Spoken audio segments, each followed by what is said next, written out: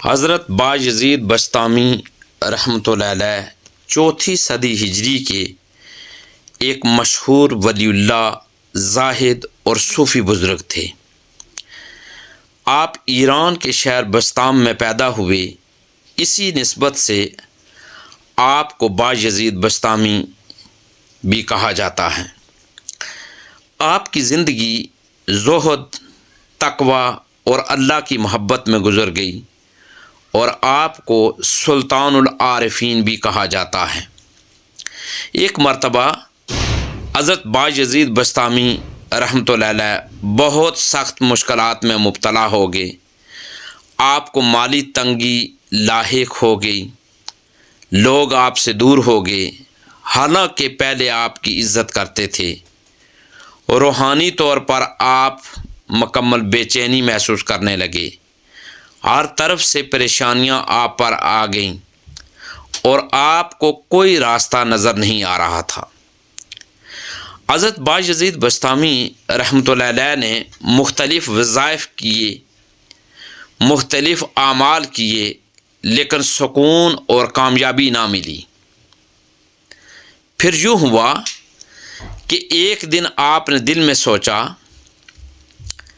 کہ اللہ کی بارگاہ میں مکمل توبہ کرنی چاہیے اور خاص عبادت کرنی چاہیے۔ یہ ماہ شعبان کی بات ہے، اور آپ نے فیصلہ کیا کہ شب برات کی رات اللہ تعالیٰ کے حضور عاجزی کے ساتھ عبادت کریں گے۔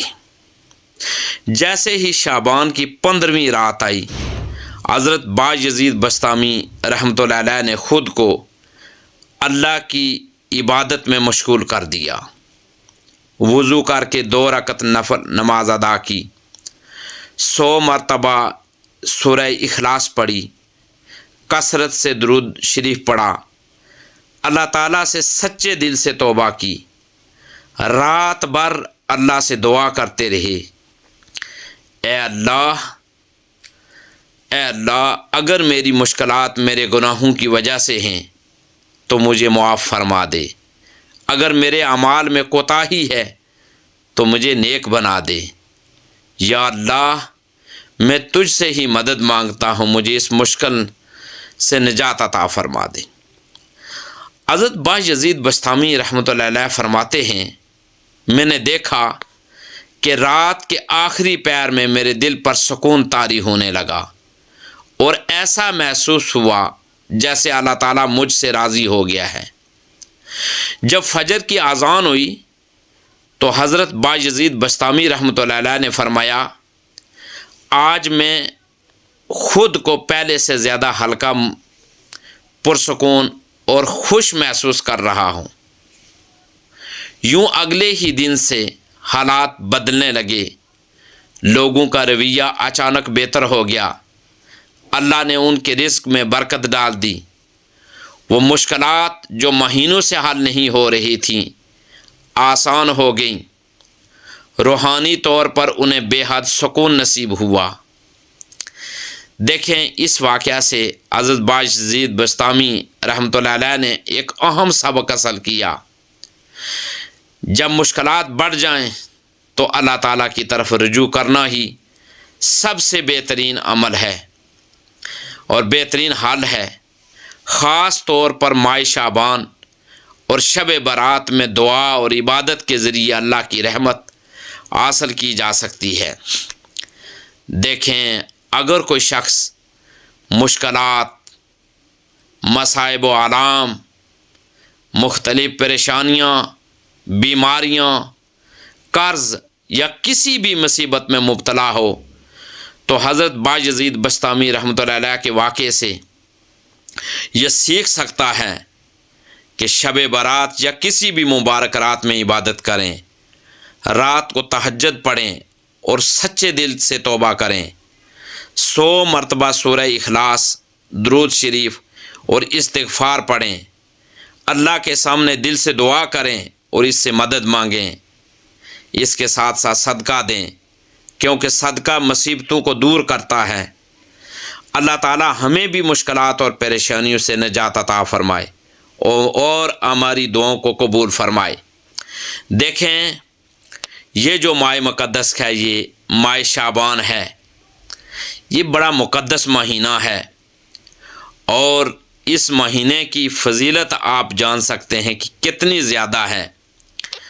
حضرت اسامہ بن زید رضی اللہ تعالی عنہ فرماتے ہیں کہ میں نے نبی کریم صلی اللہ علیہ وآلہ وسلم سے پوچھا، یا رسول اللہ صلی اللہ علیہ وآلہ وسلم، میں نے دیکھا کہ آپ شعبان کے مہینے میں بہت زیادہ روزے رکھتے ہیں، تو آپ صلی اللہ علیہ وآلہ وسلم نے فرمایا، یہ وہ مہینہ ہے جس میں لوگوں کے اعمال اللہ کے حضور پیش کیے جاتے ہیں، اور میں چاہتا ہوں کہ میرا عمل اس وقت پیش ہو جب میں روزے کی حالت میں ہوں۔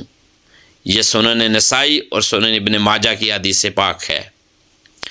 دیکھیں اس مہینے کی فضیلت اتنی زیادہ ہے کہ ایک اور حدیث پاک جو بخاری و مسلم میں ہے، اور جس کو روایت کرتی ہیں ام المومنین حضرت عائشہ صدیقہ رضی اللہ تعالی عنہا، وہ فرماتی ہیں کہ میں نے نبی کریم صلی اللہ علیہ وآلہ وسلم کو کسی مہینے میں اتنے روزے رکھتے نہیں دیکھا جتنے کہ شعبان میں رکھتے تھے۔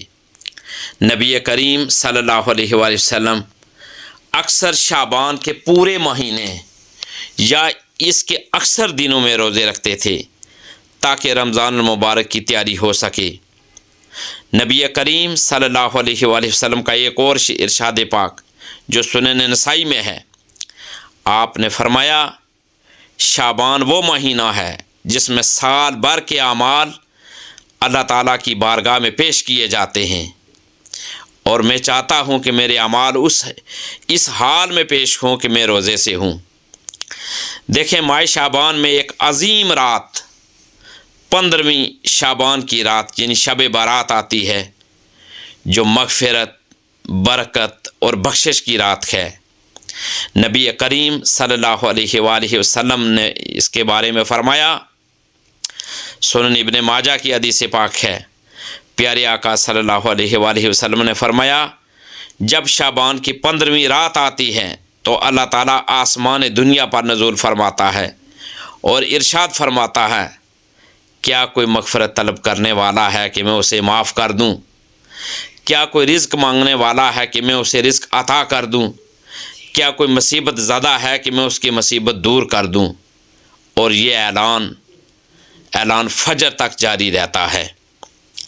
دیکھیں ماہ شعبان کو رمضان المبارک کی تیاری کا مہینہ بھی کہا جاتا ہے، کیونکہ اس میں زیادہ عبادت کی جاتی ہے۔ روزے رکھنے سے رمضان کے روزوں کے لیے جسمانی اور روحانی تیاری ہوتی ہے۔ قرآن پاک کی تلاوت و نوافل کا اہتمام کیا جاتا ہے۔ دیکھیں حضور نبی کریم صلی اللہ علیہ وآلہ وسلم شعبان میں سب سے زیادہ روزے رکھتے تھے۔ کم از کم پیر اور جمعرات کے روزے رکھیں، کیونکہ یہ دن اعمال کی پیشی کے ہیں۔ اگر ممکن ہو تو 13، 14 اور 15 شعبان کے روزے بھی رکھیں۔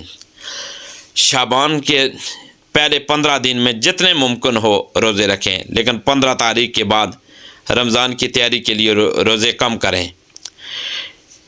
دیکھیں شب برات میں ہم بہت زیادہ عبادت کر کے بھی اللہ تعالیٰ کا قرب حاصل کر سکتے ہیں اور اپنی حاجات اور مشکلات کو کم کر سکتے ہیں۔ بہت زیادہ ثواب ہے، اور ایسی سورہ مبارکہ بھی ہیں کہ جو اللہ تبارک و تعالیٰ اور اللہ تعالیٰ کے حبیب کی، جنہیں یہ کہیں کہ لاڈلی صورتیں ہیں، تو یہ کہنا بالکل درست ہوگا۔ اس میں یہ ہے کہ نماز تہجد پڑھیں، اس مہینے میں سورہ یاسین آپ پڑھیں، اور شب برات کے بارے میں سورہ یاسین 3 مرتبہ پڑھیں۔ 100 مرتبہ استغفار ہر روز آپ پڑھیں، 100 مرتبہ درود شریف آپ ہر روز پڑھیں، اور صدقہ اگر ہو سکے تو وہ بھی کریں۔ درود شریف کی بھی کثرت کریں، کیونکہ پیارے آقا صلی اللہ علیہ وآلہ وسلم نے ارشاد فرمایا، مسلم شریف کی حدیث ہے کہ جو شخص مجھ پر 1 مرتبہ درود بھیجتا ہے، اللہ اس پر درس رحمت نازل فرماتا ہے۔ لہذا شعبان میں زیادہ سے زیادہ درود شریف پڑھیں۔ یہ مہینہ بخشش کا مہینہ ہے، اس لیے اللہ تعالیٰ سے اپنے گناہوں کی مغفرت طلب کریں۔ 100 مرتبہ استغفر اللہ و اتوب الیہ پڑھیں، دل سے توبہ کریں اور نیک اعمال کی طرف راغب رہیں۔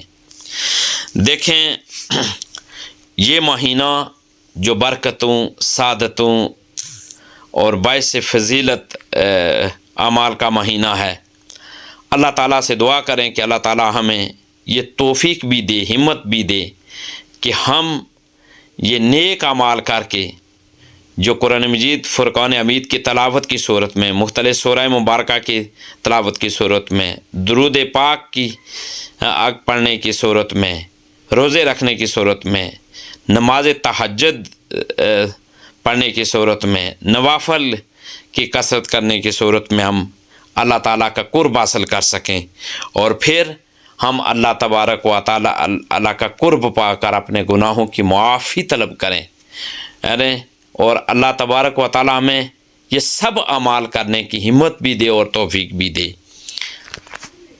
میں اللہ تعالیٰ سے دعا کرتا ہوں کہ اللہ تعالیٰ ہمیں زیادہ سے زیادہ دین اسلام کی سنہری تعلیمات کو جاننے، سمجھنے اور ان سنہری تعلیمات پر عمل پیرا ہونے کی توفیق اور ہمت عطا فرمائے۔ دین کی بات پھیلانا صدقہ جاریہ ہے، ثواب کی نیت سے ویڈیو کو شیئر ضرور کیجیے۔ جزاک اللہ۔